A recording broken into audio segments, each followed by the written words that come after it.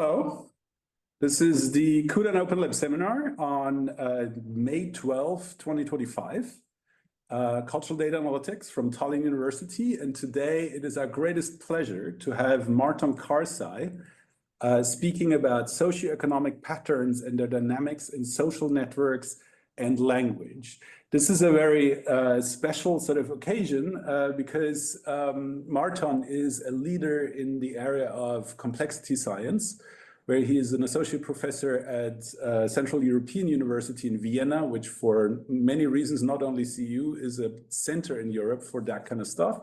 And he's also the chief editor of Advances in Complex Systems, which is a journal which may not be so well known to a broader audience, but in complexity science is a go-to place if you don't make it to Science or Nature, I guess. And so this is sort of like a really, really cool thing because complexity science has struggled to sort of be extended to cultural products, text, images, architecture, structures of cities, and so on. Some of them less struggle than other, but one of the interesting things is that particularly the Anglo-Saxon tradition typically stops at sort of social behavior. And sort of like the whole notion that cultural products themselves can have complexity and obviously also dynamics once they compute and stuff like that, is sort of something which seems rather new, but is not new at all, because particularly the Austrian tradition, which is where you're based in Vienna, with Rupert Riedel and so on, actually, when they do an overview of what complexity science is, they always add that on top and call it cultural science or Kulturwissenschaft strictu sensu, which is basically when you're not talking about humans doing culture, but cultural products themselves as a consequence having complex structure. And so we're very much looking forward to your talk, which I just know your work and I'm always supremely fascinated. So this will be cool. So stage is yours. Thank you very much, Max and Michael, for the invitation. It is a great pleasure to be here in the seminar. And indeed, I live and work in Vienna, though I am embedded in more an international environment than the Austrians. So actually, my talk is going to reflect that environment as well. I'm going to talk about a complexity science approach to socioeconomic inequalities. Some part of the talk is going to be somewhat technical. Some part is going to be more probably closer to the heart of this seminar. I will talk a little bit about segregation in language use. And this is actually well connecting to an earlier talk, as I learned by a colleague of mine, David Sanchez, who gave a talk a couple of seminars ago on a common work with me or with us. Which is about socioeconomic inequalities in language use in the United Kingdom. Today I'm going to focus on a work which was a couple of years back we carried out here in France, where I was working before. To start, I'm going to try to share my screen in a correct way. Okay. Let me comment what you just said in terms of like the culture of the seminar series. So one of the don't drive with the handbrake on. I think one of the most awesome ways to learn for other people what people do is to sort of give them alt-filtered how they work. So if you use equations, show the equations, because I think it's a very, very important notion that stuff is not only boiled down. Like we can do this with politicians and we can do this with broader audience. But in a scientific discussion, it's really important that people see what the mode of thinking of different people is. And I think that is sort of like, so what I'm saying, don't feel bad about sort of like being technical, if that makes sense. All right. I try to figure out the balance between being technical and that. So we'll see. And at the same time, as we have quite long time for this seminar, I don't think that you should hold back your questions to the end of my talk. So I would prefer rather you ask the question during the talk. But for this, I would need some help from the organizers, because once I put my full screen on, I will not see anything about questions coming in. So please just interrupt me if there is a question and that I can actually answer it right away. Of course. So I will let you know.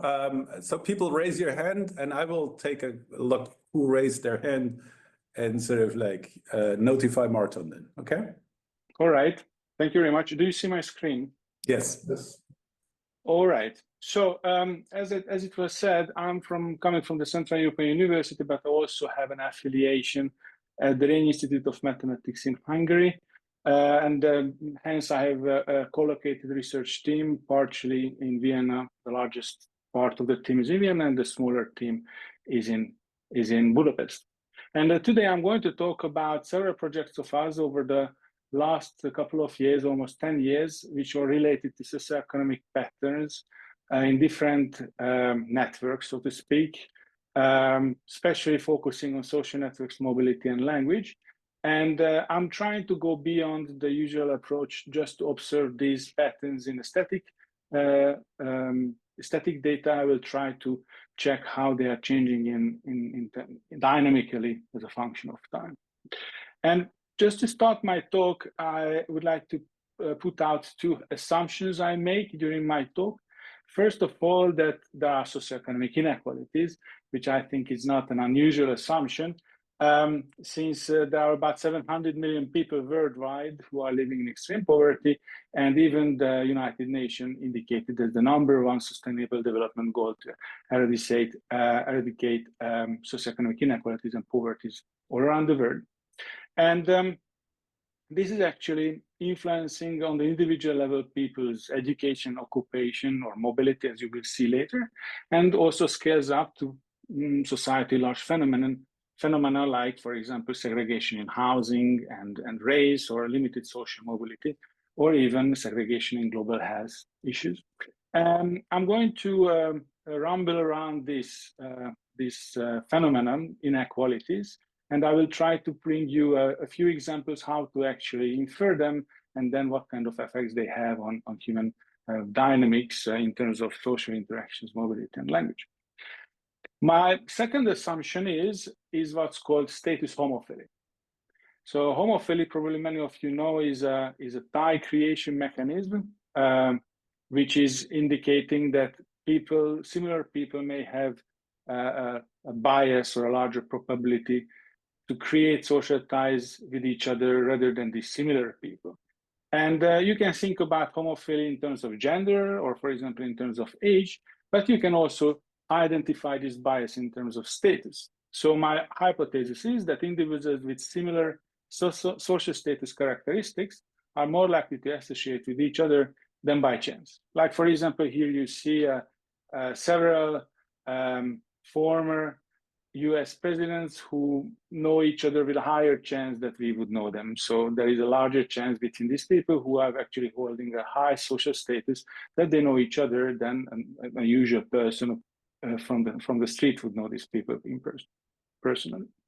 So combining these two ideas, socioeconomic inequalities or socioeconomic status and network formation, we can actually look how socioeconomic status has an effect on network formation. And here I'm not going to show you causal effects. The analysis I'm carrying out is mostly correlational, but yet one could actually imply that these two things are not independent from each other.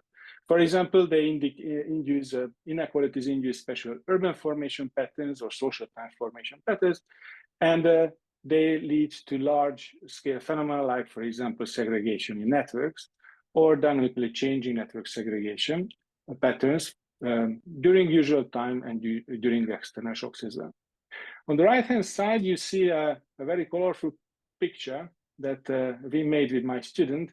This is actually a mobile phone call network of 110 million people, where each people is indicated with the socioeconomic status. So here we have 21 socioeconomic classes, and actually the nodes are organized based on how they are connected to each other within the same people of the same socioeconomic class and between different socioeconomic classes. And you can see that it looks very fancy. It is completely unuseful when it turns to scientific analysis. Rather than I can put it out as a fancy visualization in the beginning of my talk. So I will try to dig a little bit deeper in this question, what we cannot see, but we can imagine only from this visualization. So first of all, if I would like to study the combined effect of socioeconomic inequalities and status homophily, and my assumption is that the combined effect leads to network segregation, well, for this, I need data, given I'm taking a data-driven approach. And what would be the ideal data or the dream data to actually study this kind of phenomena? If I would have individual socioeconomic status, so I would know, let's say, an indicator, for example, the average income or the poverty level of individuals, I would need their social network structure or mobility network structure, how they interact with each other, or how they move between places and they mix at these given places. And ideally, I should have this about millions of individuals at the same time. And well, this is a challenge, I can tell you. And we have had several attempts to build data sets like this, and all of these data building attempts started from inferring socioeconomic status of individuals, or in luckier cases where these indicators were actually given by some data provider, as you will see later. So based on this data-driven approach, I'm organizing my talk in under three different topics. The first topic is going to be somewhat technical and fun, ways of inferring socioeconomic status of people.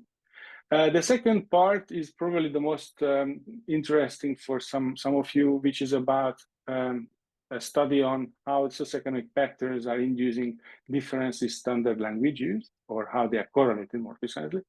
And during the third part of my talk, I will talk about segregation patterns in mobility and social networks, socioeconomic segregation patterns, as in a static observation, and also I will show you how they change during external shock. All right, so starting in the beginning, my first question is, I would like to infer the socioeconomic status of people.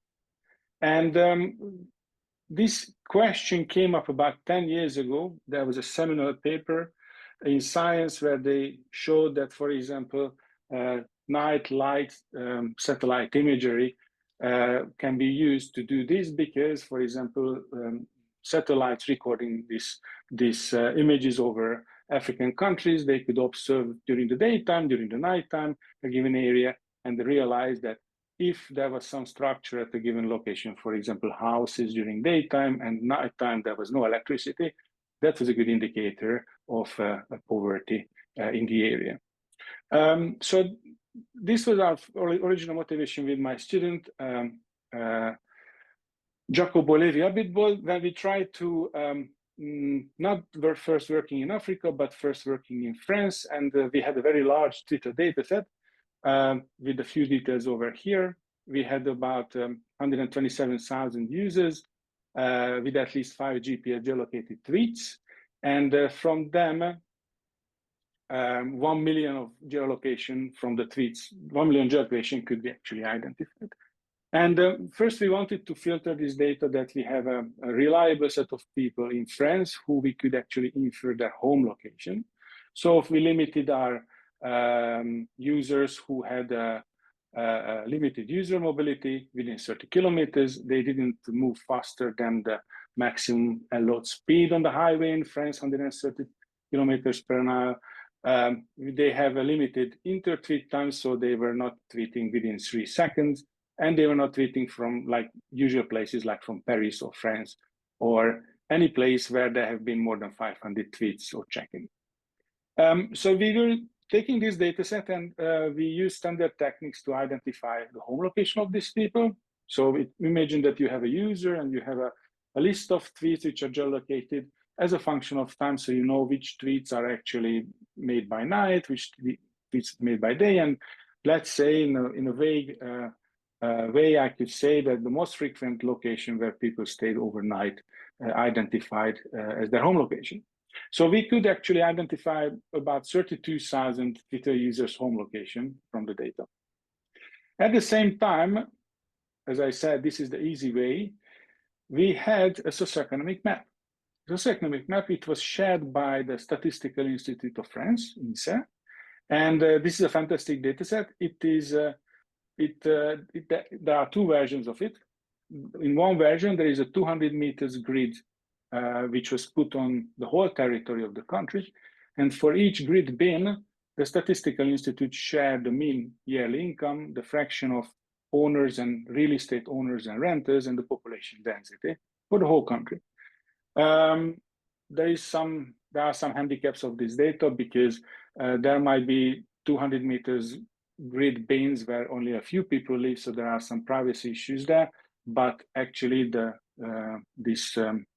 these problems were corrected or actually masked at source, so researchers didn't have access to data about only a few people. So people were not re-identified from this data. There is another version of this data where not the size of these bins is fixed, but the bin size are fixing, and they're always representing the population of a few thousand people. So taking these two data sets, on the right-hand side, we have the Twitter users who we know the home location, and on the left-hand side, we had this high-resolution socioeconomic map. We could simply pinpoint people's home location on the map, as you could see in the inset on the left side. This is the center of Paris, actually, and the home locations inferred in this area. And well, it falls in a socioeconomic bin, and we could actually associate that average income level to that person whose home was inferred in the area. So the combination was simply starting from a Twitter data. We identified home locations, we put them on the map, we matched it with the socioeconomic map, and then voila, we got the assigned or inferred socioeconomic status of people. So this is the lucky coincidence when we have a socioeconomic map. But in many cases, we don't. So we started to think what other, inventive ways exist or could think about to infer the same information. And the second way we did was with combined LinkedIn data. So we looked for Twitter users from our data set who were sharing their LinkedIn profile or linked to their LinkedIn profile within the Twitter profile. And we could actually determine about 4,100 people in our data sets. And we could go to our LinkedIn profile and we could get their skill sets and profession.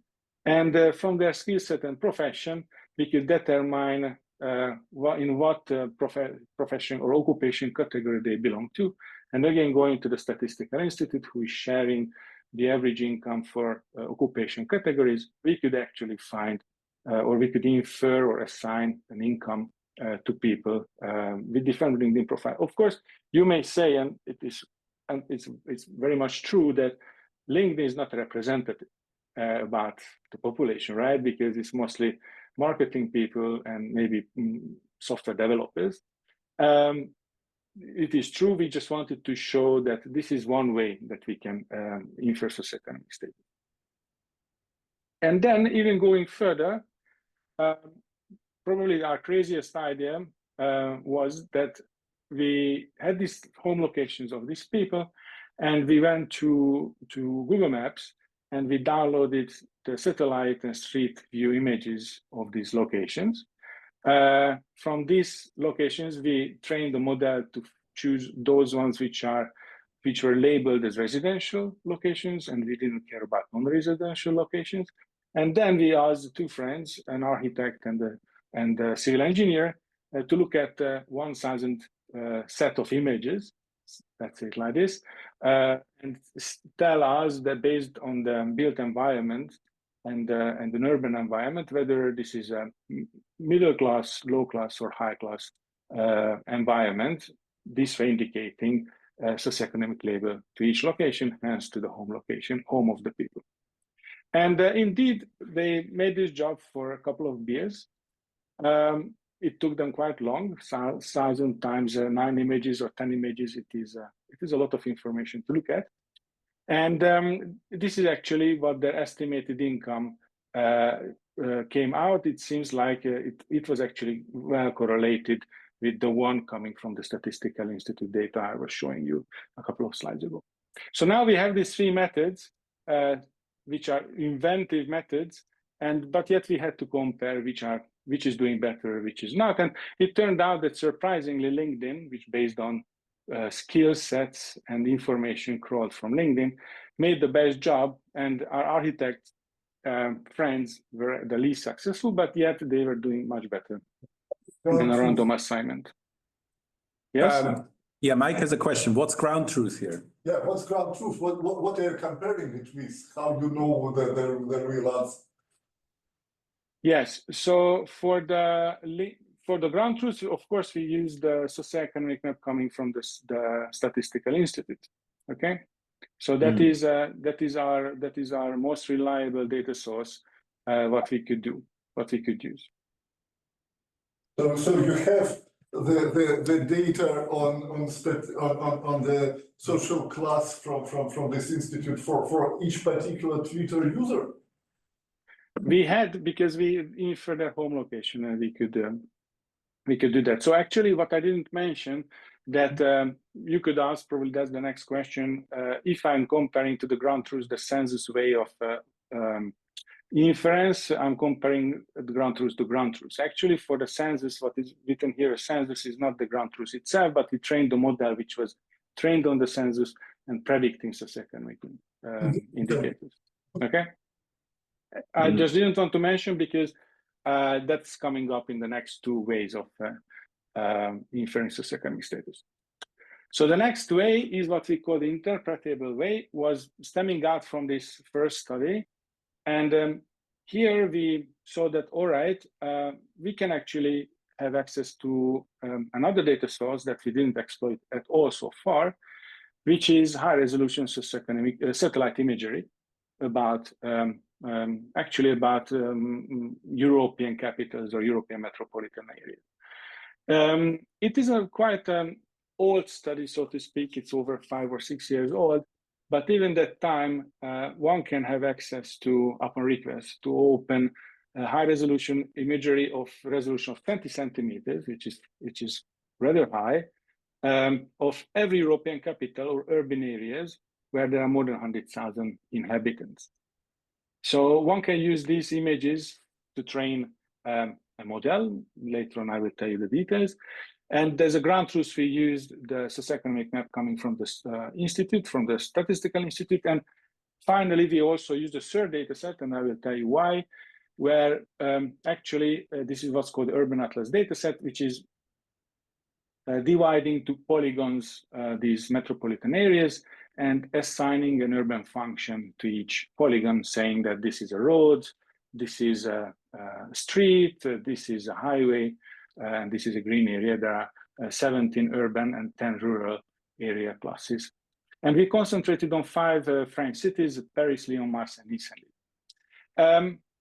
Well, the first exercise that has been done earlier, so we were just using the same idea, that we were actually training a model, a ResNet 50, starting from ResNet 50 pre-trained the data set. We used an ImageNet model to train, and we got this correlation matrix, what is indicating that the correlation was, the accuracy was around 0.85, correlation around 0.70. So actually we were rather successfully inferring socioeconomic information of people only from satellite data, learning the association between satellite images, urban environment, and the ground truth data indicating average income in the given area.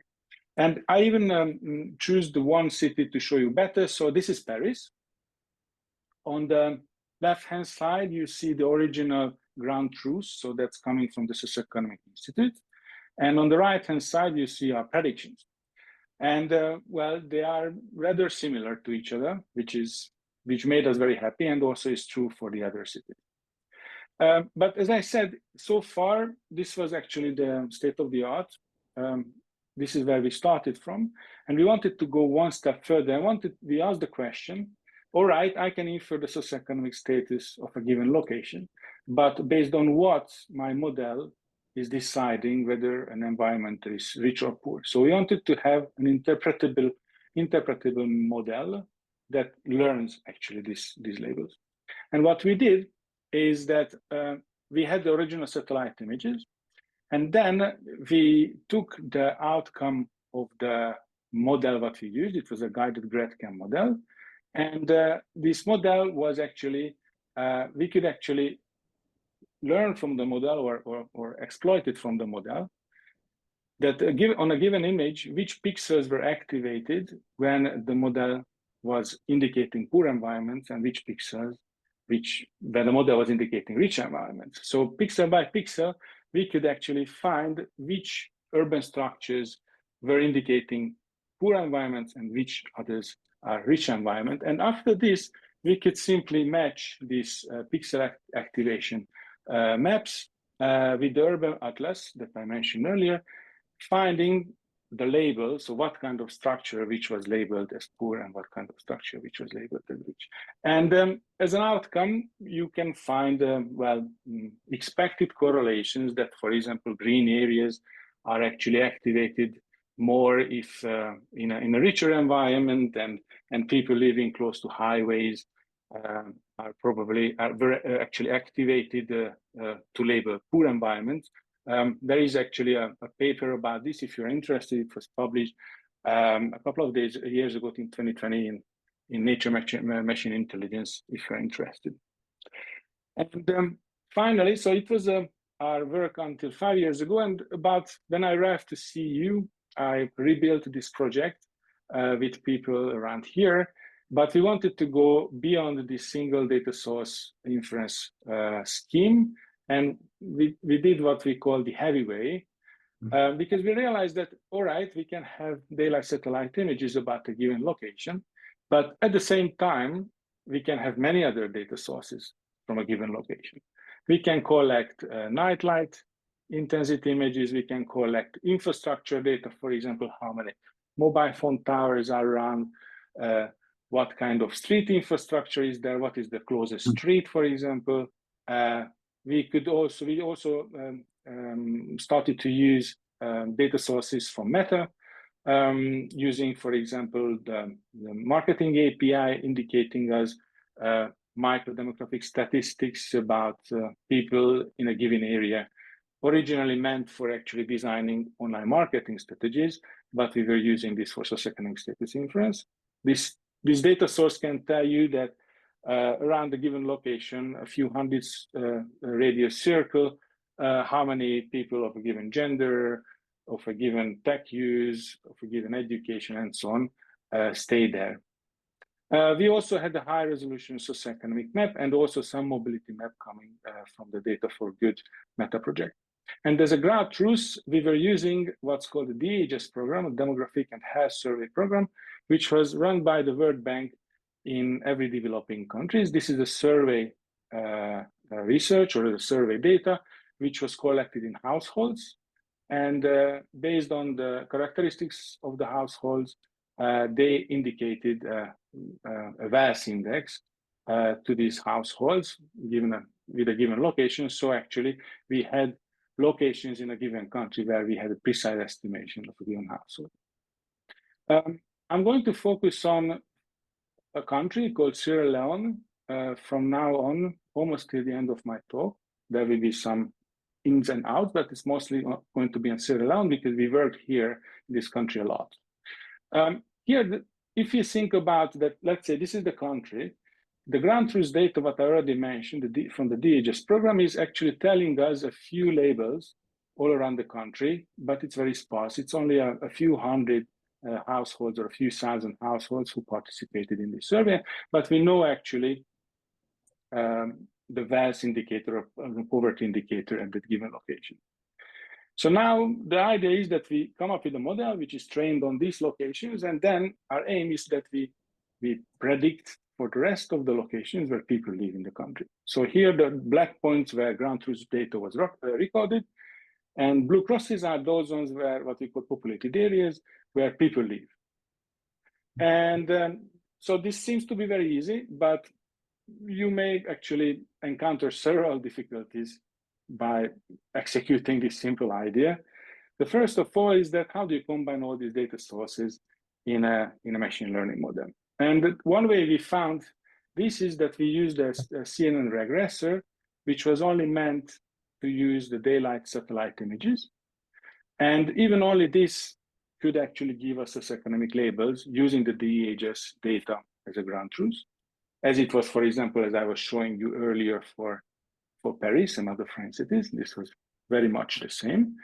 But instead, we were not taking the indicators or the labels that were predicted by this model, but we were taking the last layer of this model, And we use this information to enter as a feature map into another regressor, an XGBoost model, which could actually combine all the other data sources. So the infrastructure data, nightlight data, mobile connectivity data, and so on and so forth. And from this whole infrastructure, in the end, we got a VALS index, an international VALS index, not only its mean, so not only indicating the average VALS at a given location, but the standard deviation of this number as well, which is important because you could say that, I don't know, in the district where I live, this is how much people earn. But if the standard deviation is large, it means that this district is mixing a lot different people from different socioeconomic classes. Or if the standard deviation is small, it means that only narrow socioeconomic class live around my home. So in terms of serial learning, actually our results look like this. Here you could see the predicted populated places with the color-coded VALS index.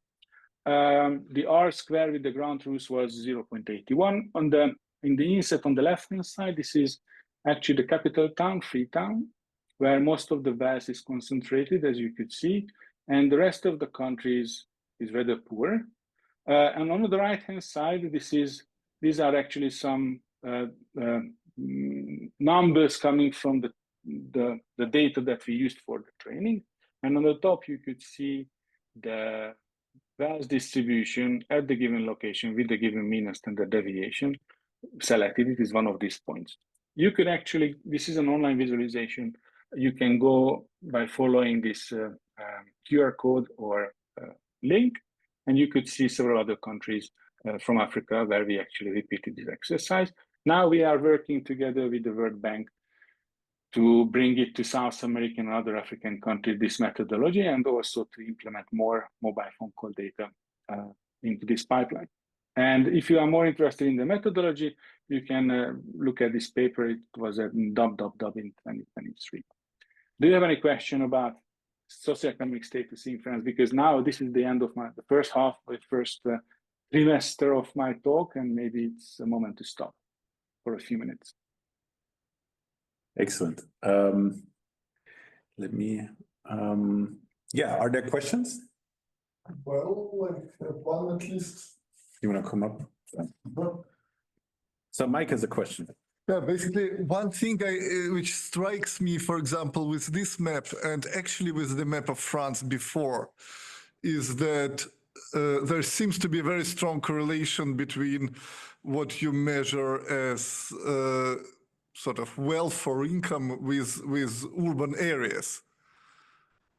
And the question is basically, is it actually a true signal, or is it that people in no, here it is not. Here we see perfectly well that sort of central Paris is rich and Saint-Denis is poor. Here it is, but on previous map where you showed sort of distribution of income from place to place in France, then high income was always large urban areas. Over here, yes. Yes. Is it just the fact that people living in cities have larger expenses or encounter higher prices, or are they actually richer than people in the countryside? So this is a very complicated question. First of all, if you look at Paris, the poorest and the richest socioeconomic strata or the socioeconomic tract is actually located in Paris. So within one city, you see the two ends of the socioeconomic spectrum. Saint-Denis is the poorest, and the western part of Paris is the richest. If you look at the country, indeed you can see that VALS is concentrated in urban areas, but this is an economical, as it is expected, right, from an economical development. On the other hand, if you have, and we have some research on this, but I'm not showing it here. If you look, for example, that if you look around the city where rich people live, there are different kinds of cities. There are cities where rich people live in the city center, like for example, I don't know, Paris, I guess, or in Vienna, the first district is the richest district of the whole country. But at the same time, there are cities where rich people live far from the city.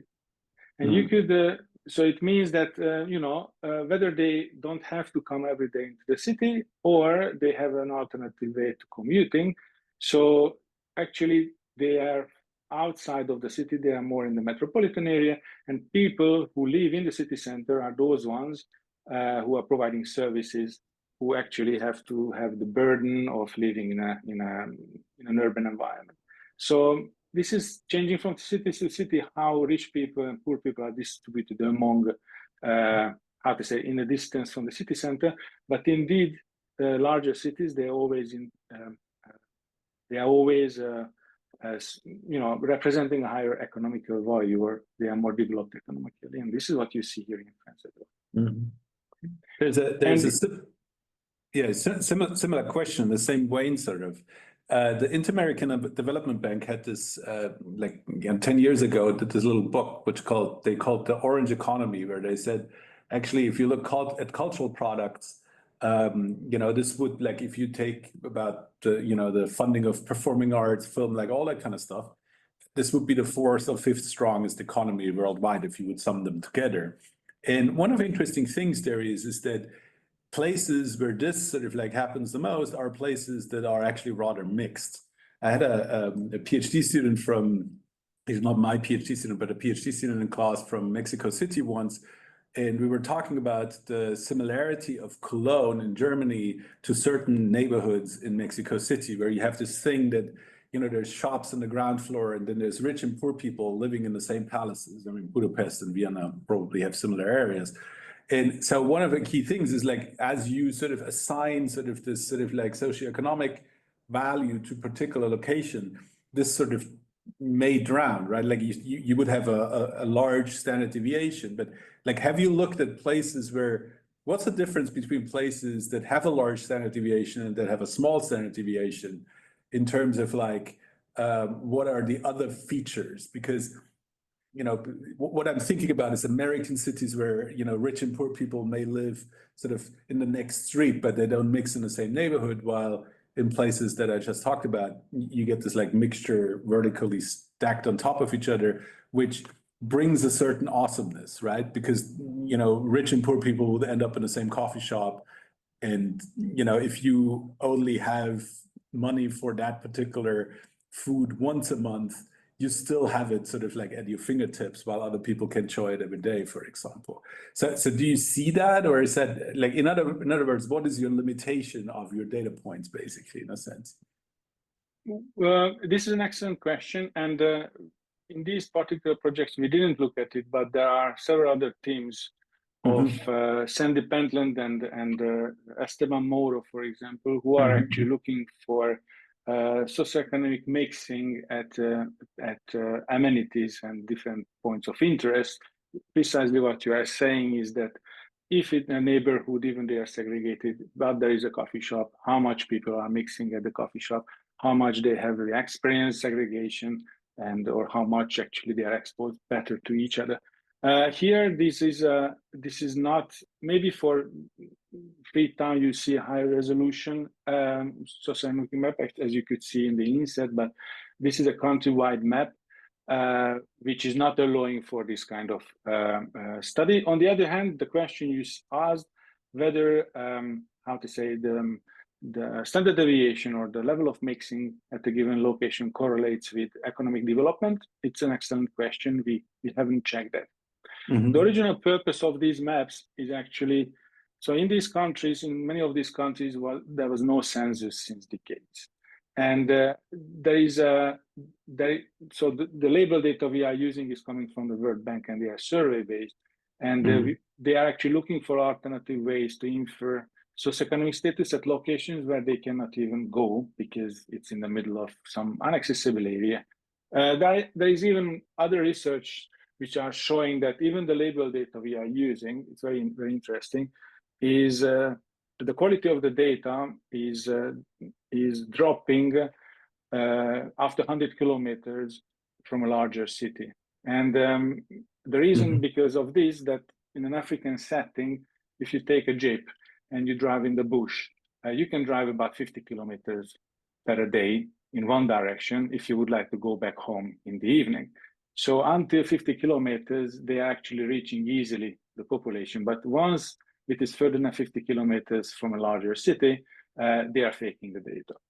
So they just say that I drove 200 kilometers because otherwise they would have to sleep there. I mean, the people running the survey.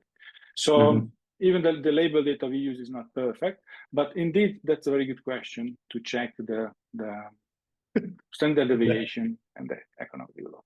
Yeah. Nice. This reminds me of Roman ruin drawings, because there you have a similar thing. You know, it's like if you want to draw a Roman ruin that's outside of Rome, you have to actually go there. So obviously you take a horse or you walk and whatever. And so obviously the chances are way higher that the ruin is depicted at lunchtime, because you go there, you draw the ruin, and then you go home. So you don't get the lighting in the evening where it looks more awesome, because you actually have to spend the night there. This thing has never been fully analyzed, I think. This would be an interesting thing to do, I think. That's really, really cool. Okay, yeah, interesting. Okay. Yeah, indeed. All right. If there is no more question, I can move on to my next topic, which is about language variance and socioeconomic status. And well, probably from the last half an hour, you may realize that I'm not a linguist. And what I'm going to tell you is a project with in collaboration with linguists. And so maybe I will not use precise terms. So if you are a linguist, please don't judge me, because this is not my field. I'm just a network guy trying to make sense out of data. So for this study, we do precisely the same to start what I already explained. We are using this large Twitter data set. But other than inferring the home location of people, we are actually going to use the texts of the tweets. We are going to concentrate on the linguistic data, on retweets, URLs, emoticons, mentions, hashtags, and even the words that are used to form these tweets. And we are going to concentrate on a network of people who are about 500,000 people who are connected by 4 million links, which are indicating their mutual mentions, which is a good proxy, or the best proxy what one can take out from a Twitter data set for social interactions or meaningful social ties. And we are going to combine this data of these people with the socioeconomic map, just as I said, precisely in the way as I said before. So we have the geotag tweets. From this, we infer home location. From home location, we can assign socioeconomic status. So it means that for a given person, we know the socioeconomic status and all the tweets this person was tweeting over a couple of years.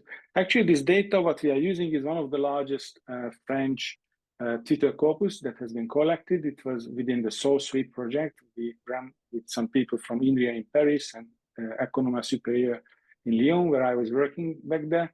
And well, this data now is super valuable, since there is not much, how to say, Twitter data access nowadays, but this data is still available.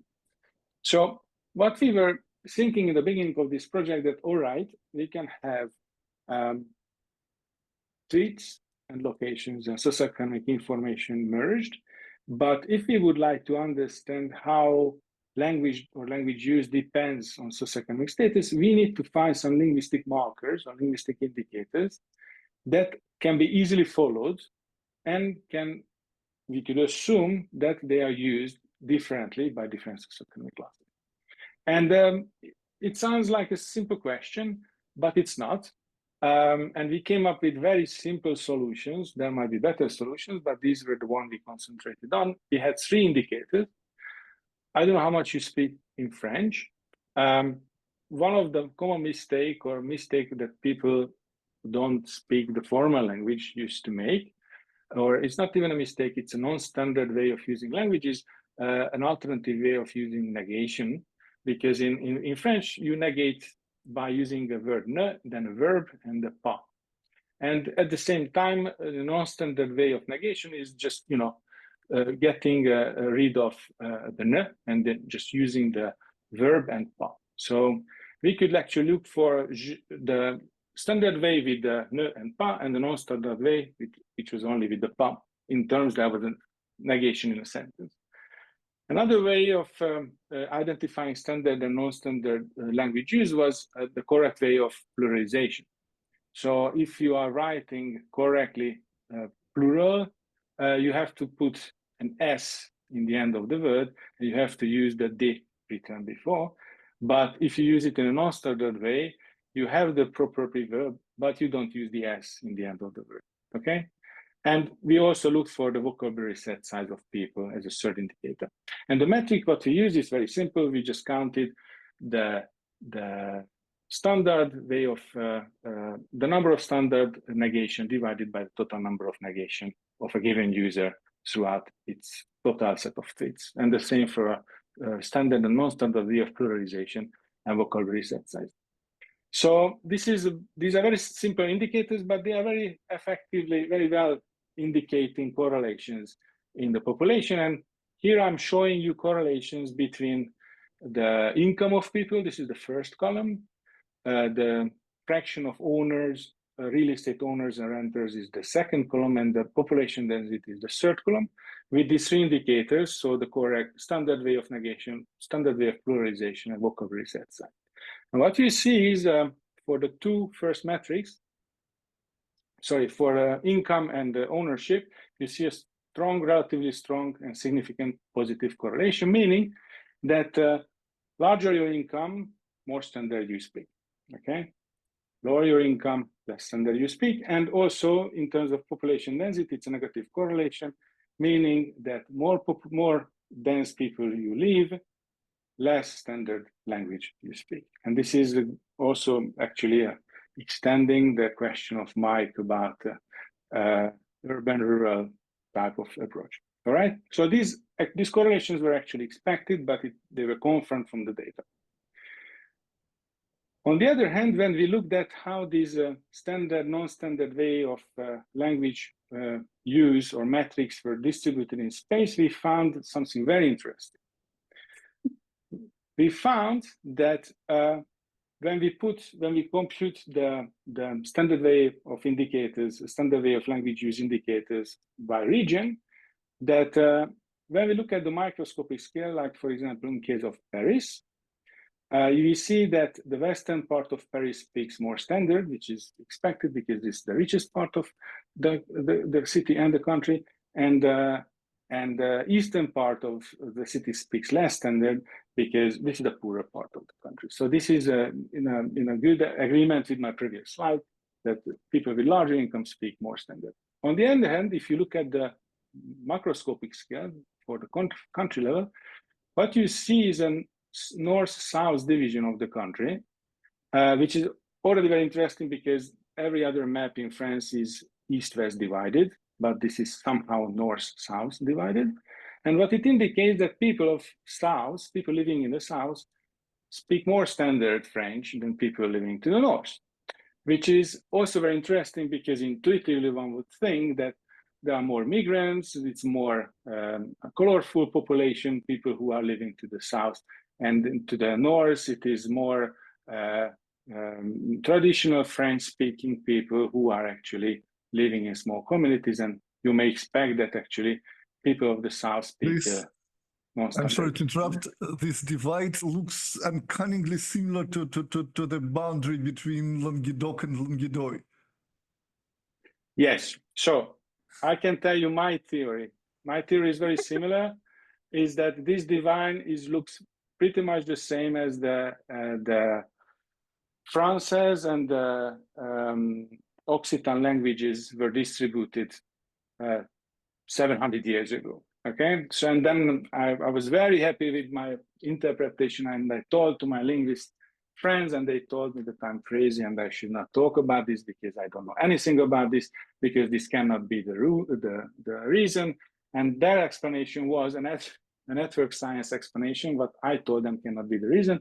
According to them, this is because people to the south, they live in an more open society, more open communities where actually influence can flow easier, and that's why they are actually coming around the standard language, and people living in the north, they live in the more knit communities where local dialects survive longer, and that's why they speak non-standard to the north.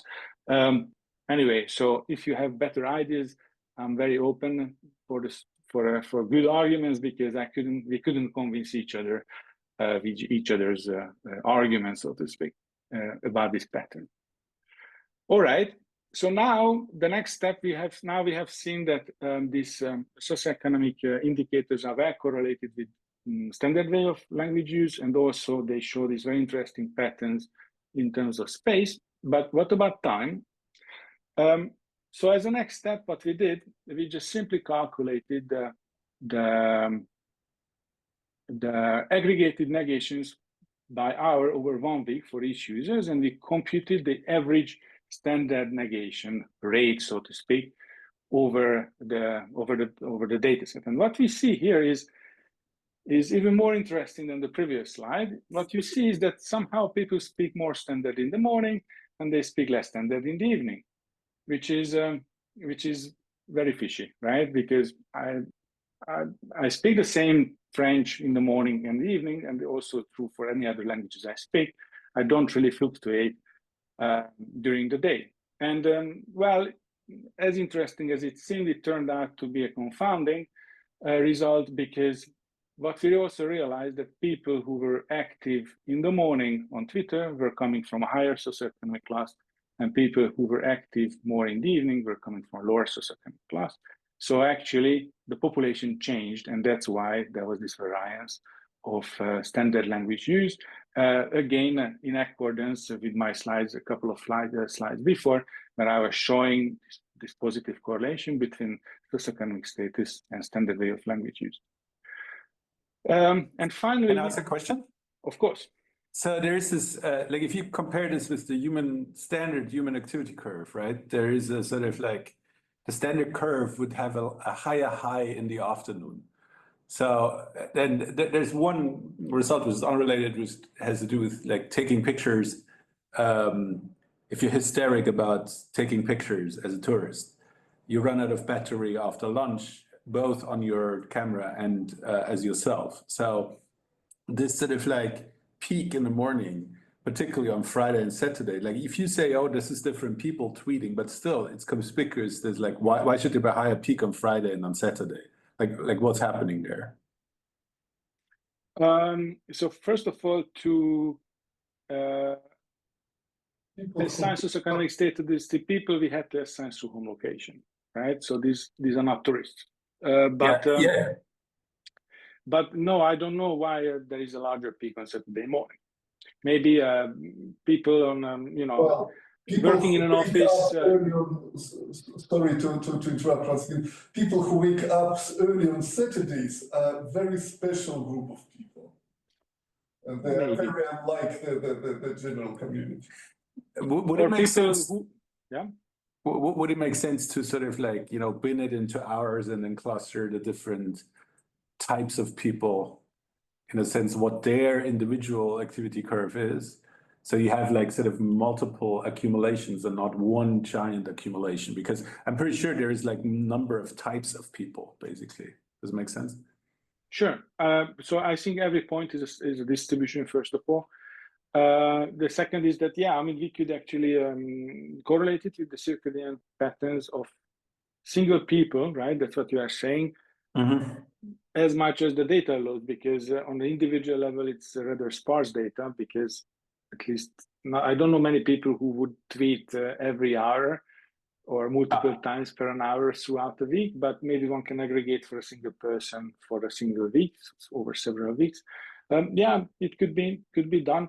Another reason could be the Saturday morning peak is that people who are working during the week may have more time to tweet on Saturday morning, right? So also in Friday, probably the weekend comes closer, so they are getting less focused on their work in the morning, so they have more time or more capacity to do that. But I don't have a real deep explanation about the Saturday morning peak. How early Saturday? How early in the morning is it? Saturday, exactly. Yeah. Because it might be the people who didn't go to sleep. who didn't go to sleep. On Friday, yes. Yeah, it might be, yes, actually people who are No, but you can see the night. Yeah, it's like 6, 7 in the morning. dancing until the morning, yes, basically. There's too many theories here. Exactly. But yeah, okay. But this is really interesting because there's no real rational explanation why you should have an explosion of tweets on Friday morning than on Saturday morning, right? And not on Sunday, for example. The number of tweets, it's the At a fraction of of course. It's a fraction of standard use, yes. Oh yeah, sorry. Yeah, of course. Yeah. Small number of tweets, and because of that, it is not so. Yeah. Oh, yeah, So okay. it somehow shows that on Friday and Saturday morning we speak more standard, or a population which speak more standard is more present on Twitter. Okay, my bad. Sorry. Yeah, okay. Something like that. All right. And well, I also skipped one point that you could ask. How did I assign people to different socioeconomic classes? Because so far I was just saying that whether I gave them an indicator as an income or a VAS index, but as of now and coming later in the whole study, I'm actually putting people into distinct classes. And this is a very simple method that we used. There are two ways to do this. Sometimes you use one, sometimes the other. What you see on the right-hand side is the cumulative distribution of the income in France, actually. And there are two ways to segment this curve, let's say, into 9 classes. One way, if you cut it to equal segments along the x-axis, which means that every class would have more or less the same number of people, okay? But that would say that the poor class is the same size as the rich class. On the other hand, what we did instead is that we segmented equally along the y-axis, meaning that we assume that every class represents the same accumulated economical power. And that is actually giving us larger poor classes and smaller rich classes.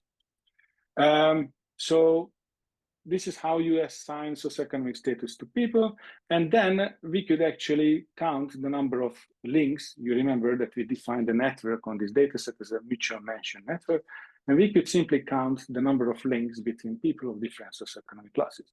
We could count this number of links between classes in the raw data, in the data what we have.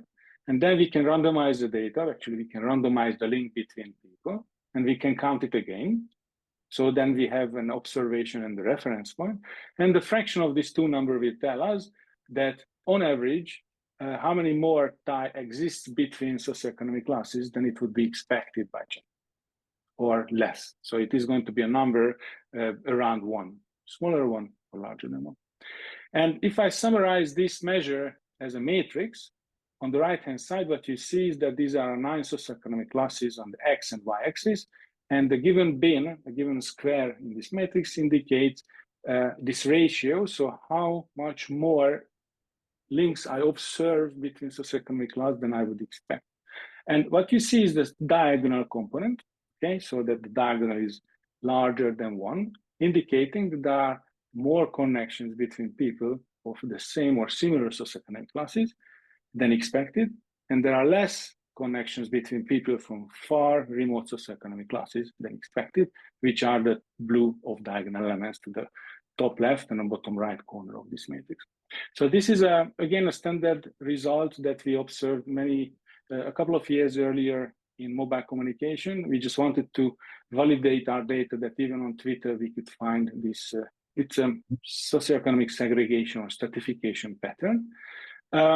And indeed, we found this kind of stratification or patterns of stratification in the social network.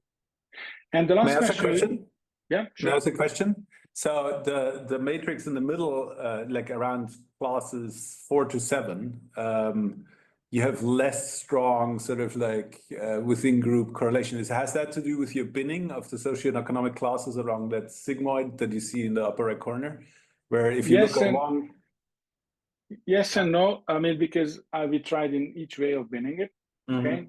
And this pattern is very robust. So against how you assign or how you segment people to different classes.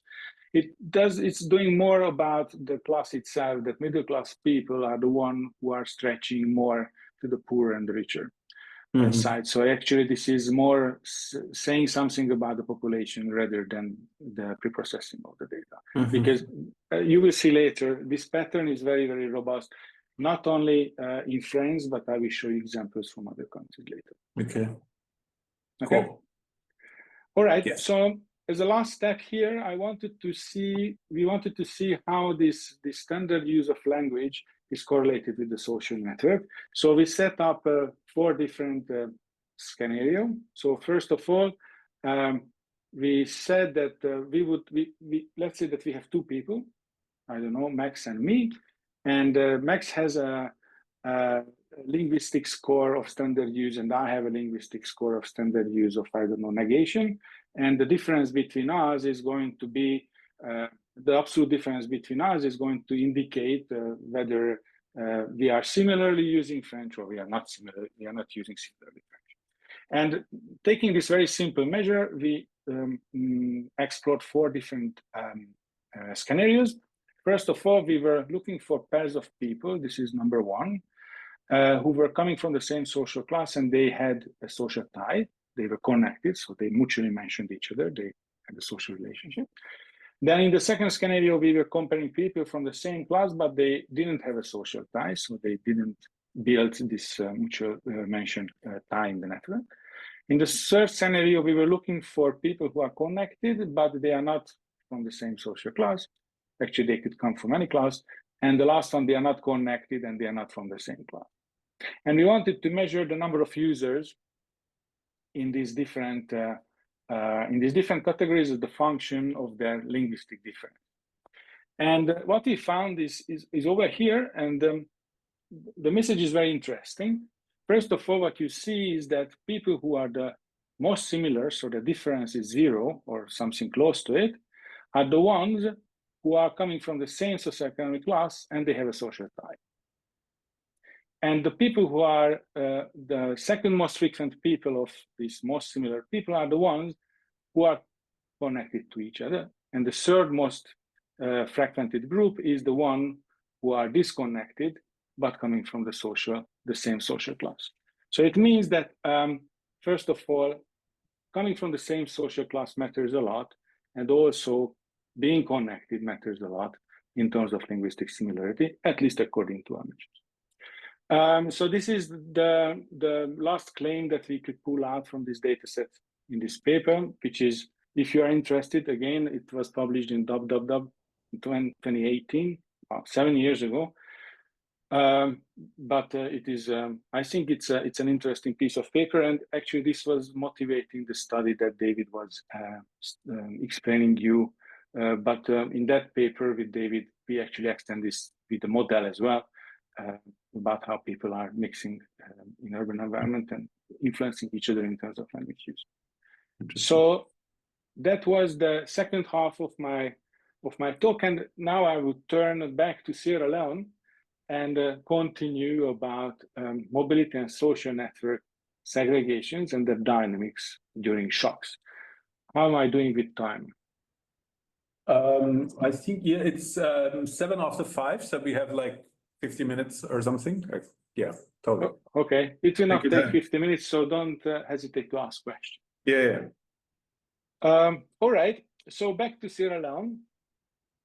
Now we have another data set that we can combine. This is coming from a mobile phone provider from the country. And this mobile phone provider has different mobile towers, mobile cell towers all around the country. As you could see, their distribution is mostly clustered around larger cities. The largest clustering is in actually Freetown. And in this data set, we could observe 1.3 million people, anonymized mobile phone users, and we could actually follow their location on the tower resolution. So we didn't know precisely where they are, but we could say that their phone is checked into a given tower at a given time, and we could also follow their call activity and messaging activity, so we knew which other anonymized user has been called at what time or has been sent an SMS. And well, we had to combine this data set with a socioeconomic map, the one similar to one I already explained to you, what we inferred for Sierra Leone. So actually what we did, we made a tessellation of the area around the mobile cell towers, and we wanted to assign a relative VAS index for every location, which is reflecting not only the income of the people, but the population density behind. So we used 3 data sets. We used the tower data set, we used the socioeconomic map, and we used the population density. And what you see as a color, the assigned socioeconomic status of a given cell tower and the area belonging to the cell tower came as a weighted average of these 3 data sets. May I So ask now, a little question? So yeah, the cell phone towers, they do line up as if they are along streets. Is that true? It's like some are like, you know, sort of, they seem neatly aligned. So then the question is like mobility wise, does that sort of like influence, you know, obviously, you mean, yeah, there's no such thing as like free diffusion in any direction, but yes. you move, it's an ant tunnel system basically, isn't it? Yes, so if you look at Freetown, that's what you in the inset, you see that there is this arm on the top, right down, right? As far as I know, there is a hill in the middle. So that's why there are nothing in the middle of the peninsula. And actually the poorer neighborhoods are to the bottom right of the city, and the richer neighborhoods are around the peak of the city. And we made a lot of thinking how the spatial arrangement of the socioeconomic tracts can actually influence our observations, and I will show you the solution we came up. We actually succeed to complete an egg like this because it just decreased our resolution, so to speak. You could also ask why there are not so many towers, for example, the northwest part of the country. This is a very large national reserve where actually there are not so many people live, but more animals. So that's why there are not large population. All right, so if we have this data, we wanted to draw 2 kinds of networks over the country. One is a social communication network. As I said, we knew if a person A called a person B, and we knew the location or the home location of these people. So we could actually draw a link if A called B between the locations where they live. So links are actually calls or SMS, and the location and nodes are people. Actually, they are towers where people are assigned as home location. This is giving us a social communication, spatially embedded social communication. The other type of network we were looking for is a mobility network, which was defined by looking at people living at a certain location as one end of the node, and the other end of the node if they visited somewhere. Okay, so it was a home location, visited place, connected with a link, defined the network, the socioeconomic network. It's again a spatially embedded socioeconomic. So if we aggregate this over the 1 month of observation we have for the mobility network, you see here actually the aggregated mobility network on the right hand side. You see that most of the mobility is between large cities, and actually the largest one is in this. Most of the mobility is inside Freetown, which is the capital. But using this data, so we have the number of links pretty much between different socioeconomic tracts. We could draw a similar assortativity matrix as earlier, which is on the left-hand side. Here, I'm not segmenting people into classes. I'm just simply plotting the X and the Y axis, the VAS index of their home location and the location they visited. And what you see is, again, very surprising, is that this matrix appears with a very, very strong diagonal element, indicating that independent what's your socioeconomic status, most frequently you are going to visit places which are falling in the same socioeconomic class than your own socioeconomic class. So if I'm poor, I'm visiting poor places mostly. If I'm rich, I'm visiting rich places mostly. And is the same sort of region excluded or not? Because it's probably exactly. people visiting their own place. Or so I expected this question, yes. So this plot actually excludes those visits which are inside your own socioeconomic tract, okay? So you have to move a tract in order to appear or at the point, or at the point, because one point is actually millions of visits, to add something to this figure. And interestingly, when we look at the social network, we see something very similar. So actually, we have two behavioral aspects of the same set of people, how they move and who they call. And both of these networks, both of these behavioral aspects, show very similar behavior, and the strong segregation, what we measured with the Newman's assertivity coefficient, being 0.66 for mobility and social network 0.51, indicating a strong assertivity, a strong correlation that people are visiting places alike and calling people alike than themselves. Can you explain what the index on the axes means in this matrix, in both of them actually? You mean the labels on the x and y axis? Yeah. So this is so this is it's a relative wealth index, okay, which is going between 0 and 1. It's a normalized wealth index, where 0 means the poorest class and 1 means the richest class. Okay. Okay. And the bandedness comes from that there is sort of like gaps in like how places sort of like are distributed, basically, right? Yes. So there are the population is not so large, and also it comes from the fact that we have a kind of a sparse socioeconomic map, right? We have these large territories with the same socioeconomic label that discretize actually this matrix. That's why you have these wide bands in it, because you may not have actually locations with that socioeconomic level, which appears as a white missing data on the left-hand side.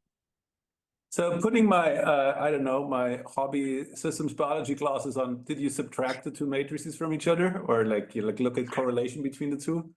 No, we didn't. We completely indicate, I mean, we were thinking about them as two aspects of behavior in this study. And the next slide, I will show you something in that direction you wanted, what you just asked. Because in another study, after actually parallel to this, we measured the same in the 50 largest American metropolitan area. And here you see, it's from Twitter, you see the social network assertivity and the mobility assertivity. And you see that for many cities, this is very strong, and you see the diagonal elements, and some cities are less assertive, they are less stratified. So they have a lower socioeconomic stratification index, but in all cities, more or less, you see this diagonal element indicating that you are friends of people who have the same status like you, so the strong status homophily in terms of visits and social connections. And on the right-hand side, you see this correlation plot. This is precisely a correlation between mobility assertivity and social network assertivity, and showing that more knit inside you are your own, so the less you travel, so to speak, I can translate this, which is the top right corner of this plot, more assertive, more you are logged in your own socioeconomic. This is what this plot is showing. So if you are disassertive, so if you are commuting, if you are visiting several other socioeconomic classes, which is the lower left bottom part of the figure, your social network assertivity is lower, meaning that your friends are coming from several different socioeconomic classes. And what is the leftmost point, the most? I don't remember which city this is. What is the most equal city in the United States? I don't know. I mean, on the left-hand side, probably one can find this city with the lowest assertivity pair, but I don't know which city it was. We just indicated these three. One, that Detroit is actually a very segregated city in terms of mobility and social network, and Boston is not as much. So what's interesting about like I did some qualitative seminars with students about this, and one of the interesting things is like this seems to like one of the weird things about the US is like how little walkable places there are and what their contiguous area is. So in some sense, I would expect that the US is even like, you know, places like Detroit, you know, like even sort of places that feel like, without knowing the ground truth in Detroit or Dallas or Houston, you would actually surmise that in Europe, even the most awful place is more walkable than sort of places that seem walkable in the United States.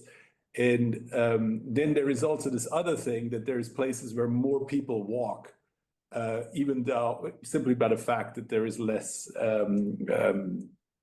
like people would walk longer maybe in Freetown than they would in Chicago or in Detroit. Maybe that's an assumption. So the question is, would that look very different in other places? And the reason I asked the question before, if you sort of like looked at these two matrices, where they differ, because they if you would color them the same, they would, you know, first order approximation look really, really identical. There's like, if you look left, right in the Freetown, in the Sierra Leone matrices, even the tiny features are sort of like really, like if you look at specs, there's the same specs on both of these both of these pictures, which in the American case is not the case, which is a really interesting thing, I think. So there's a lot of places where these two matrices don't look that identical, isn't it?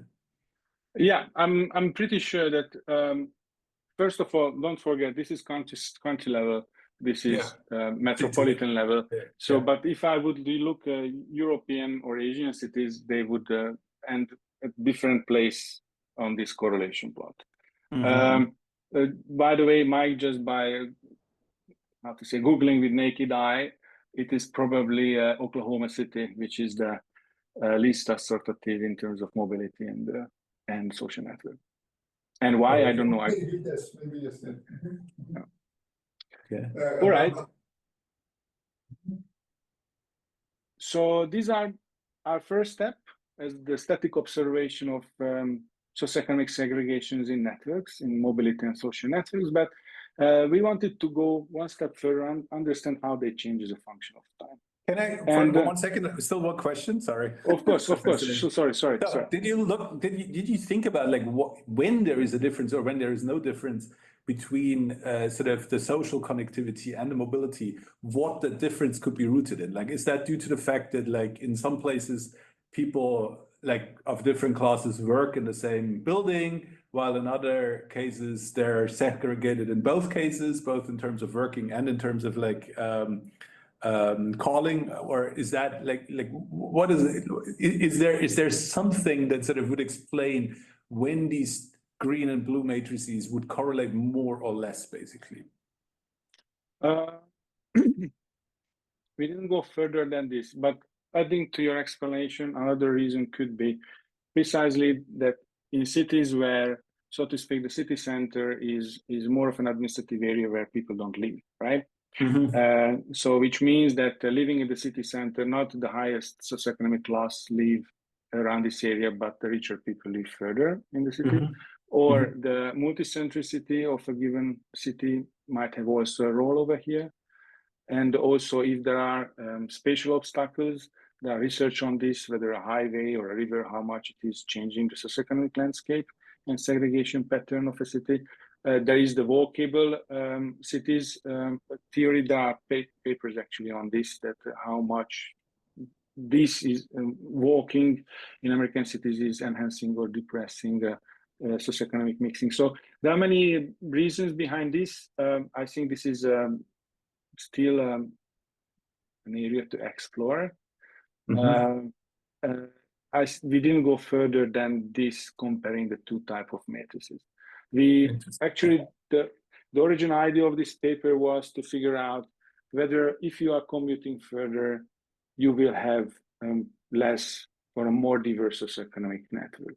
That was so does it pay off to travel further in terms of socioeconomic diversity or segregation? And it does. This is actually the correlation. It shows that further you travel, or actually not from this plot, but this is the conclusion, that further you travel, more mixed your egocentric network is in terms of socioeconomic class. And less you travel, if you stay locally, you will just stay in your own community and you will stay segregated. Nice.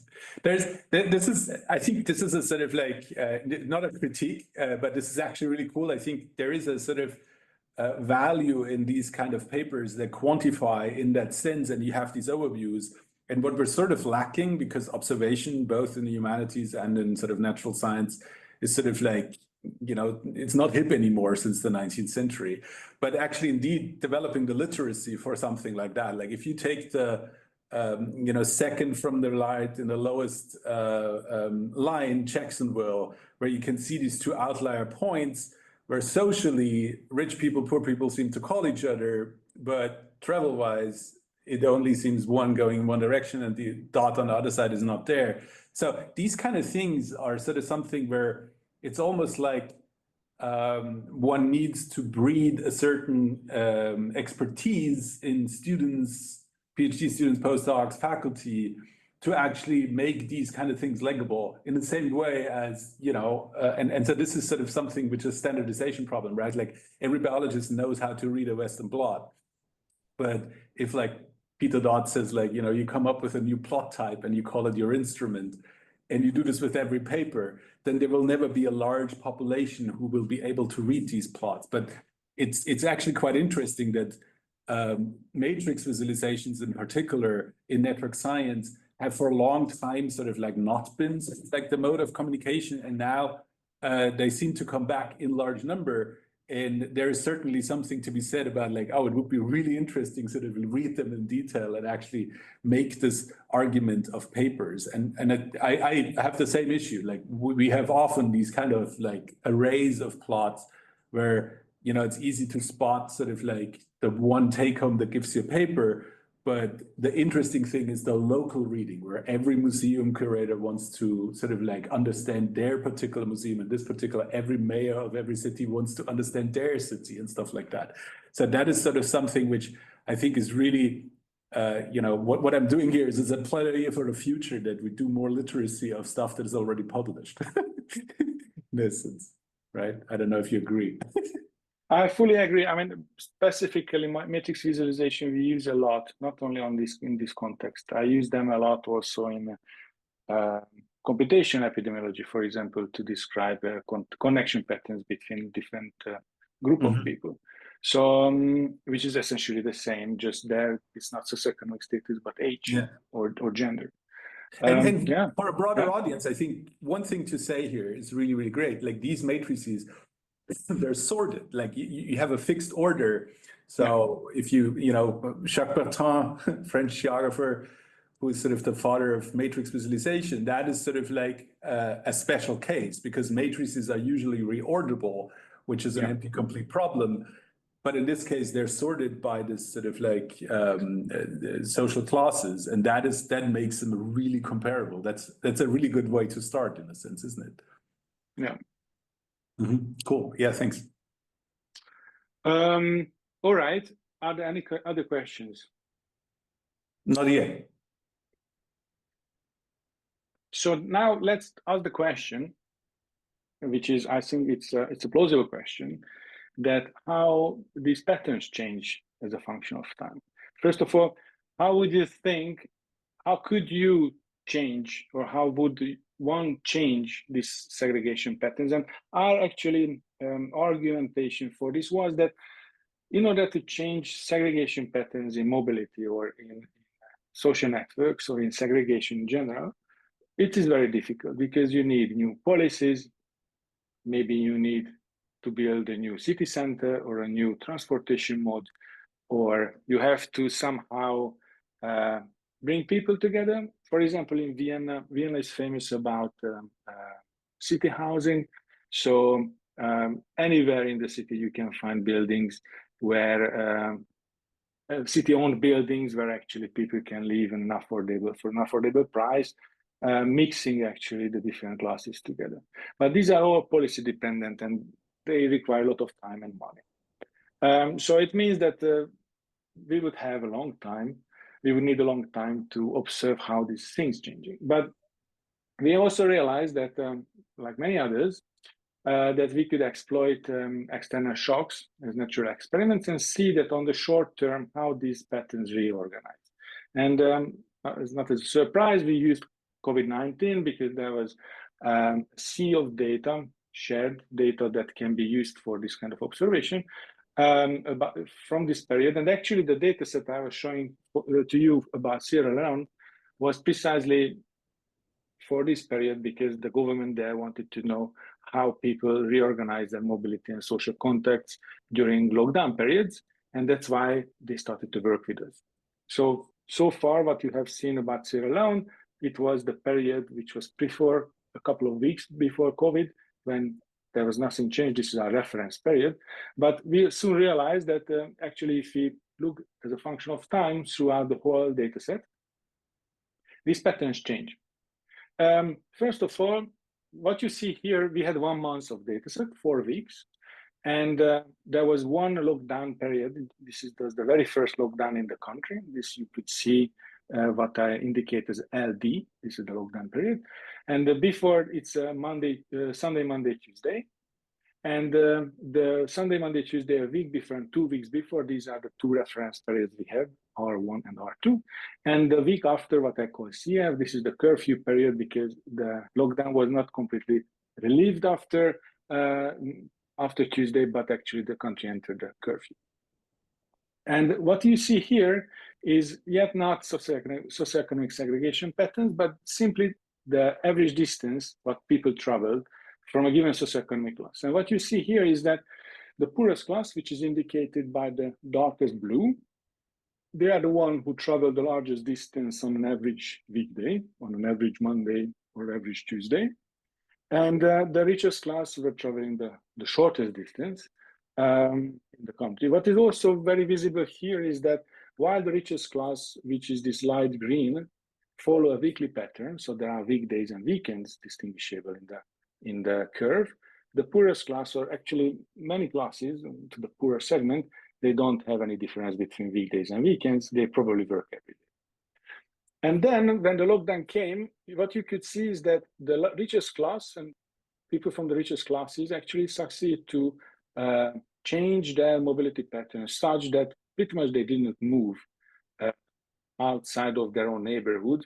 As you could see, it's just maximum 1 or 2 kilometers on average what they move, while also the poorer people succeed to adjust somewhat to the situation, but the reduction of movement was farly not as much as for the richest people. They still moved about 20 kilometers on average during lockdown, which means that probably they were still going, some of them were still going to work. On the other hand, if you look at the number of calls and SMSs between for the different classes, we see the inverse of it. So actually richer people who had actually a weekly pattern succeeded to, who on average they called the most or communicated the most, dropped relatively the larger during the lockdown period, while poorer people who were communicating the least during a normal period dropped also larger, but not as relatively smaller than the rich people. So this is just how population is traveling and communication is changing during the lockdown period. But what about the segregation? So before I was showing you one matrix, which was a measure of one index. Now we can think that I can actually create this matrix every day, and I can recalculate this index every day, so I can have a function of this index as a function of time. And this is, for example, the mobility index, segregation index as a function of time for Sierra Leone. And what you see here is kind of expected, right? So what is a lockdown? A lockdown is telling people that you cannot move, you have to stay at home, you cannot move out from your neighborhood, meaning that they are not going to travel. If they are not traveling, they are not going to mix with each other, meaning that they are going to be more segregated. They are not going to visit other socioeconomic places. They are not going to make long distance travels. And this is actually reflected over here. As you can see, the segregation index is more or less stable during the reference period, and during lockdown, it is increasing from 0.67 to 0.82. So it is significantly increasing during lockdown period. And then it is decreasing again after lockdown. It's not really getting back to the pre-COVID level, but so there is some residual segregation effect in terms of mobility. And this is what you see on the top. These are the three matrices. It is just visualized and fitted that it looks nicer. That during the lockdown period, the diagonal component becomes more concentrated than during the reference period. And during the curfew period, it is still somewhat more concentrated as during the reference period. So this is not surprising, and there are many other papers that report similar patterns in other countries. On the other hand, if you look at social network segregation, the interesting phenomena here is that indeed during the reference period, the social network has the same stable segregation level, but during lockdown, the segregation is decreasing in the social communication network. So somehow people, in terms of communication, they become less segregated and start to call people from more diverse socioeconomic classes. And don't forget that these are the same people. These are the same set of people, two different behavior aspects, mobility and social context. So somehow they are actually compensating for the missed travels by calling people from other socioeconomic classes. And this is also visible from the matrix. The bottom, you see that the lockdown matrix is less pronounced, it's more blurred during the lockdown period, meaning that calls are more distributed among different socioeconomic classes. They are not concentrated around the time. So now the question. Sorry? Yeah, other question, like in both of these cases, you see that there is sort of like, is it true for this particular country that you have sort of very poor people, sort of upper middle class, and like super rich people, and nothing in between, or is that does that say something different? You have these three clusters along the diagonal, right, which you basically see in both cases, and then there is this gap at 0.3 or something like that. Where yes, so this is again coming back to the matrix that we were showing earlier. It's precisely the same matrix. Yeah. There are these wide gaps in it. The top right blob, which is the strongest one, that's the richest class. That's mostly free town, the capital town. So there is some spatial constraint also driving the shape of these matrices. And then there is the sparsity, that we don't have a very high resolution map because of the towers. There are not so many towers around the country.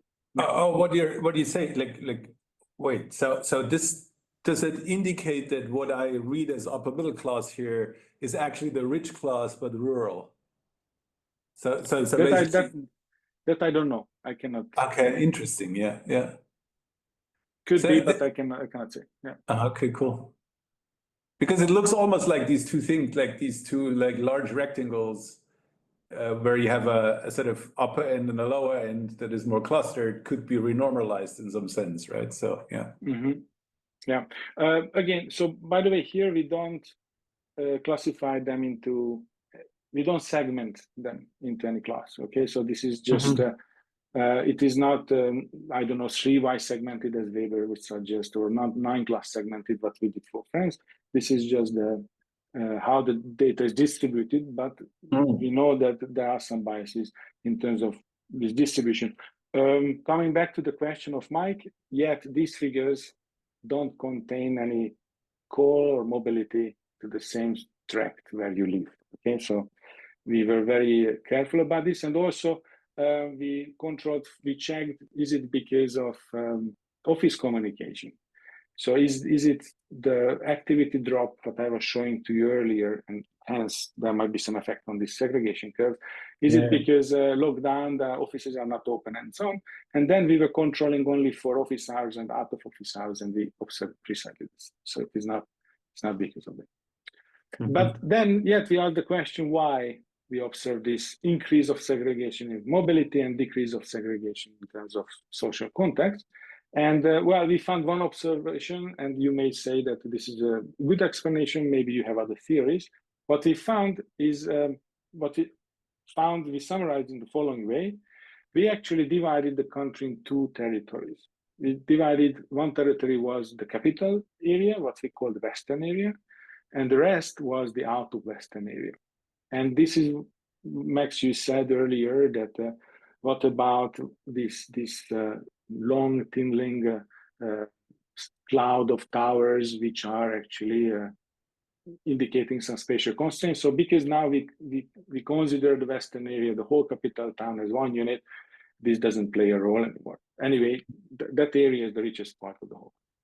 And what we were looking for, we were simply looking for trips, number of trips or volume of trips and number of calls between Western area and Western area, Western area and out of Western area, and out of Western area and out of Western area. And these are the three curves that you see on the right-hand side in terms of trip volumes. And what you see is that during the reference period, the largest volume was actually between Western area and out of Western area. This is the squared red curve, which is on the top. And the least volume was actually from Western area to Western area. And what you see during lockdown, that this Western area, out of Western area, these long distance travels, so from the capital to the rest of the country, relatively dropped the largest during the lockdown period, indicating that actually these long distance travels, they almost completely disappeared during the lockdown period. And that is why, I already implied earlier, that is why there is an increase of segregation, because people are locked in their own neighborhood, in their own area. They are not traveling far in the country, so they are not mixing. People from the Western area are not mixing with poor people or poorer people from the out of Western area. And if you look at the communication patterns, is the contrary. Here what we see is that the largest relative drop is actually in communication between Western area and Western area, and the largest relative gain is between Western area and out of Western area. So people compensated these lost occasions of travel with communications, which became relatively the most important during the lockdown period, even they were not very important or just as important any other kind of communication during the reference period. So this is what we could observe on the population level. And we have yet one question to ask, but before I go there, maybe you have questions if you want to ask anything. If not, I can ask our last question, that this is fine. This is what we can observe on the population level of 1.3 million people. But can we actually understand, or can we measure whether this is the case on the individual level? And the problem, yeah? Yeah. I have a question, which is sort of like, like in the lower right corner, this curve, there is a sort of like, you know, I hate to do it because I'm not a friend of like people fitting sine waves to things where you got like two peaks and two minima. But it looks a little bit like you got this sort of like raise in amplitude. Like there is like one big raise after April 1, and then there is this sort of like collapse in April 8. And then there seems to be still like that the next wave that's coming is still twice the size as the reference period. So that sort of begs the question, like, is that fading off like a damped oscillator, basically? Like, do we go back to reference oscillation?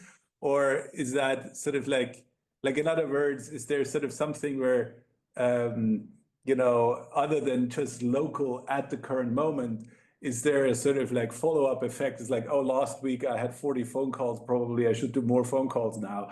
And then only after a couple of weeks, they're back to sort of 10 phone calls or whatever. Does it make sense? So, yes, of course, there are papers. I will have a figure about this, not in Sierra setting, in other cities, about this residual segregation after lockdown periods. So how much time the system needs to relax back to normal. And in some cities, it is quite quick. In some cities, you still measure some residual effects after a long time. And there are several papers, not by us, but others, on this residual segregation effect after shocks. Cool, thank you. So if you think on the individual level, the difficulty is that how do you measure assortativity on the individual level, right? Because network assortativity is based on correlations between set of nodes and their attributes. On the individual level, it's a little bit more difficult, but we got lucky because there was a measure proposed by Lito Pil in 2018, which was based on the diversity of an egocentric network around an ego as a function of distance from the ego. It's a kind of a random walk approach to measure this similarity between an ego and the neighborhood of an ego. So it is defined as an individual level associativity measure. And now what we do is that we have every single individual, and we can observe their segregation or associativity measure on the individual level, and we can look how this associativity distribution of people of the poorest class, the richest class, change. On the left-hand side, for the poorest class, the reference period, these are these thin dash distributions, which are grouped on the left-hand side of the spectrum around 0.5. This is the distribution of individual associativity in terms of mobility for the poorest class. And what you see is that during the lockdown period, this distribution, this is the red solid line, shifted significantly towards the right, indicating that what we observed on the population level, that segregation increased, is actually confirmed from individual data on the class level.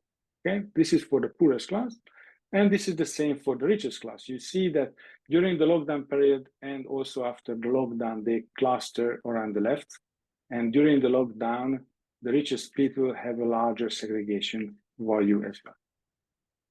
And on the right-hand side, with these bars, this is just a summary of this, summarizing a very important and interesting effect. These bars are actually measuring the difference of the individual segregation index of a person between a reference period and the reference period. So it should be 0, because we behave the same between the two reference points, between the lockdown and the first reference point, and the curfew and the first reference point. And what you see is that it is pretty much measuring how much your associativity changed compared to a lockdown, compared to the reference on the individual level. And what you see is that this is not equal at all among the different socioeconomic classes. Poorest people got way more segregated during the lockdown period than richest people, right? Because they have a larger difference between their lockdown individual associative value and the reference period individual associativity value. And what you see as the third bar, this salmon color with the diagonal white lines, this is the residual segregation, what we mentioned with Max earlier. You see that for the poorest people, even after lockdown, so during curfew period, there is a difference between the curfew and the reference, so there is some residual effect, while for the richest people, there is not. And we can actually repeat this for social contexts, and we see something even more interesting, at least I find it more interesting. First of all is that for the poorest class, social segregation during the reference period was higher, and during the lockdown period, it was lower. So we see what we have seen at the population level, that segregation decreased. But for the richest class, although for the poorest class, segregation decreased, the richest class still got more segregated. So there is a difference between poor and rich people, and this is reflected on the right-hand side. So poor people and mid-class people got less segregated during lockdown, but the richest people yet got more segregated. They isolated themselves from the rest of the population, which is... Is this the home office phenomenon, in a sense that you have to be rich in order to afford it? Could be, yes. Also, but these are phone calls. Don't forget. So this is not spatial constraint. This is mental constraint, right? Yeah. So you are at home, right? But you can call anyone, but yet you don't.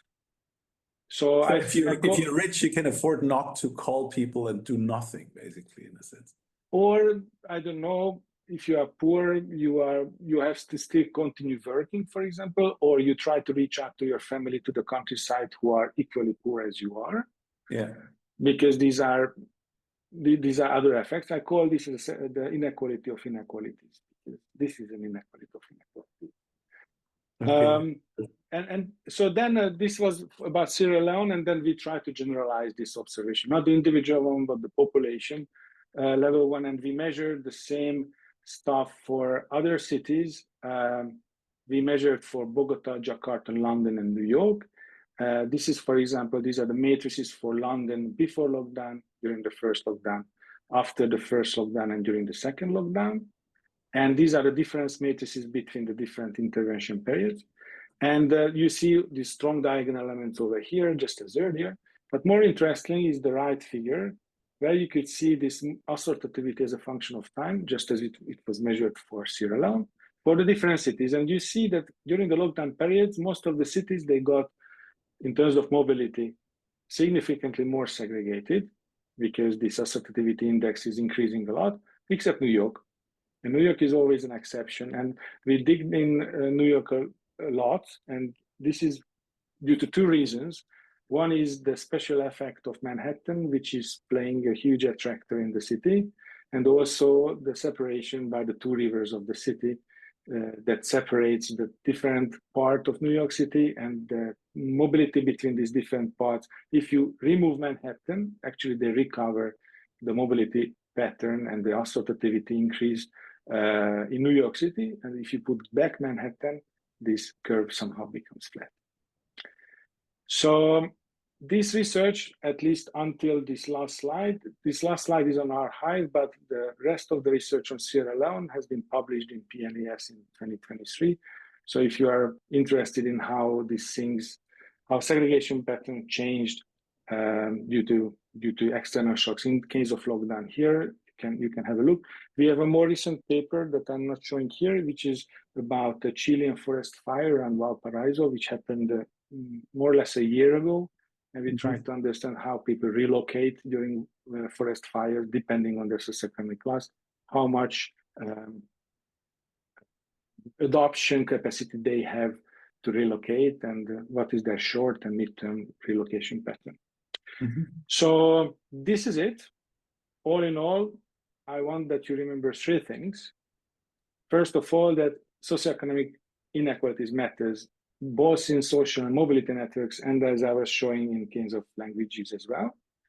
And it's very difficult to observe them because you have to start even creating the indicator by yourself, but it's possible. And although we would think that they are very rigid, they can actually change abruptly. They can reorganize into less or more segregated patterns during external shocks, or for example, a lockdown period during COVID. And I have a few more advertisement slides. This is, of course, I have to thank my team, who, as I said, are co-located between Budapest and Vienna, and all the collaborators who were working on these papers with me. This is the list of papers I actually presented. And allow me to do a shameless advertisement in the end of three different things. One is that we have a relatively new master program in social data science. So if you have BA students who are interested in this kind of research, so data science applied for social problems and social phenomena, please let them know that this program exists. And we also have the only PhD program in network science in Europe.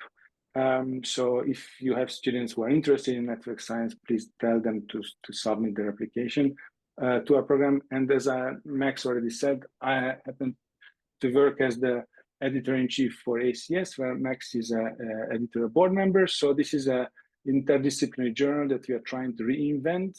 We increase the scope of the journal for more contemporary fields of complex system science. So if you are working in this field, don't hesitate to submit your paper over here. And this is it. Thank you very much for your attention. Thank you very much. Awesome. I learned today that Zoom does not transfer clapping very well. It actually cuts it out. So we clapped. You didn't hear it, I guess. This is surreal. Yeah, I have like this was amazing. We can take a number of questions. We have like 7-10 minutes or something. I have one very specific question, which is actually also very broad. So this is super cool what you brought out at the end. The shameless advertising and the crowd and village of people you did this with, and that's very important. But if you could go back one slide to the back, Another one, sorry. Yeah, exactly this one. So one of the interesting things like that I had the privilege like yourself being a postdoc in this sort of network science, computational social science, complex systems sort of like crowd. And one of the interesting things that as a take home was this thinking in patterns. And what we see to the right is like when external shocks, probably our generation also thinks about Didier Sarnet and Riley Crane, sort of shocks in YouTube, where there is things where you have spikes that come out of nowhere, like a tsunami just happens, so you have a spike. And then one of the big questions is, does it relax to zero? Are people not interested in the future, or will they be interested in the future? And what you see here is really, really interesting because you have, in essence, Bogota and London sort of fading off and there's still signal, but then sort of Jakarta stays more on top. And of course, there's everything, like if one does this, everything in between can also happen, like, you know, sort of no reaction as in New York if you don't filter out Manhattan and stuff like that. So what do you think would it take to make more people think in these kind of terms, where you say, oh, you know, it's not just a visualization and then we do qualitative analysis in cultural studies, but a matrixology, but also sort of mathematical models, but also looking at these sort of what Sarnet and Crane called robust patterns over time and stuff like that. Would you think, from your perspective, what would it take to enter this into discussion, to bring these two fields, socio-cultural studies, for lack of a better word, together with the multidisciplinary science of this, basically? Like, how do we create a common language in a sense? It's a very difficult question. First of all, this is one of our mission as well, including the master program, which is going precisely in this direction, and also somewhat the journal is trying to do the same. You know, I'm not a linguist, I'm not a demographer, I'm not an economist, yet I'm working on topics which are landing in this field. And first of all, some people, and I fully understand them, think that this is a very arrogant approach, that a physicist comes and gets some data, observes something, and then publish a paper about it without the, you know, the theoretical background and epistemological approach that they have built up over hundreds of years in this field. And yes, it is true. On the other hand, I think with enough, how to say, humble approach, even as a physicist, one can say something new. This is one thing. The other is that if we find the people who are willing to listen, because it's probably helping the collaboration. And willing to listen, it doesn't mean that they have to listen what we are saying. The thing is, the problem is that since I'm not a linguist, not a demographer, and not an economist, and I don't have the theoretical background, I don't have the intuitions that people coming from this field would have. Meaning that I'm following something what the data is telling me to follow, and I have less idea about how much it is related to already existing theories or already existing, you know, hypotheses. I'm trying to come up with my hypothesis based on the reading I'm doing in the field, but probably it is not comparable, surely not comparable to someone who is doing it since 40 years. So this is, I think, the key concept that to recognize, first of all, that data-driven research is not trying to undermine qualitative approaches, but it is trying to complement qualitative approaches, which is trying to, you know, find a robust way or a statistically thorough way to demonstrate something that has been hypothesized earlier. So this is, I think it's a mutual goal, should be a mutual goal on both sides. On one side, some openness is required. On the other side, less of, how to say, confidence of whatever the data says is true. Okay. Thank you very much. I have one more question from Mike. Can we take that? Okay. First of all, can you hear me well? Yes. Yeah. First of all, thank you. It was really, really interesting. And actually, I wanted to ask one very sort of particular question, but it confused me and sort of surprised me. when you showed this, in the second part of the talk, when you were talking about how inequality influences network structure, and you showed this nice correlation matrix where each economic class was sort of talking to itself more than to others, but I was surprised by the numbers in this matrix. It seemed to show that basically the size of the effect is like less than 1.5. Yes, so the difference between most communicating and least communicating is less than 50%. Do you think it is indeed that little inequality in communication, or is it an artifact of the data? Very good question. It depends a lot on your data source. So Twitter is, I think, a particularly egalitarian data source where you can have access and communicate with whoever you want, right? Mm-hmm. You don't need to know the person. The person just needs to express an interest on what you said in order to create a mutual mention link. Even you can say something wrong about me, and I don't know you, but you can get me pissed to respond, and this will appear as a link over here. So if you think in this way, how open this system in terms of social access to each other, this 50% difference is, I think, very significant. If you think about another communication network, you cannot call up random numbers, or at least we don't do it since we were teenagers, I guess. And which means that you are calling people who you know. And probably there, this segregation, this underlying existing segregation is more pronounced, it's more visible because you are not allowed, or you don't have the capacity to reach out to whoever you want. Thank you. Cool. So yeah, problem with the camera. Yeah, thank you very much. So we hit our 2-hour mark.